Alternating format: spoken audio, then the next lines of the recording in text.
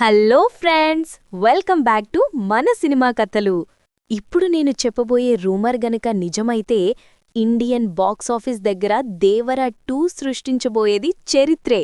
Young tiger NTR, Koratala Shiva కాంబినేషన్లో వచ్చిన దేవర part 1 ఎలాంటి సెన్సేషన్ క్రియేట్ చేసిందో చూశాం.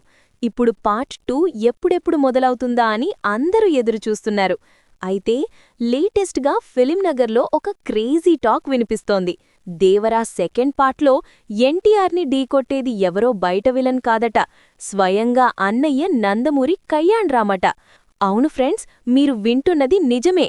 దేవరా 2లో ఎన్టీఆర్కి బద్ధశత్రువుగా కళ్యాణ్ రామ్ కనిపించబోతున్నారట.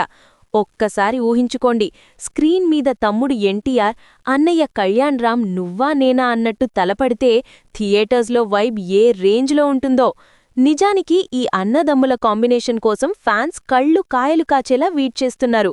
ఇప్పుడా కోరిక దేవరా 2తో తీరబోతోందని టాక్. ప్రస్తుతం ఎన్టీఆర్ ప్రశాంత్ నీల్ సినిమాతో బిజీగా ఉన్నారు. మరోపక్క కొరటాల శివ దేవరా 2 స్క్రిప్ట్ పనుల్లో ఫుల్ బిజీగా ఉన్నారు. ఈ గ్యాప్లోనే ఈ క్రేజీ గాసిప్ బయటకొచ్చింది. అయితే ఇది అఫీషియల్ న్యూస్ కాదుగాని నిప్పులేనిదే పొగరాదు కదా. ఒకవేళ ఇదే జరిగితే నందమూరి బ్రదర్స్ బాక్సాఫీస్ వేట మామూలుగా ఉండదు.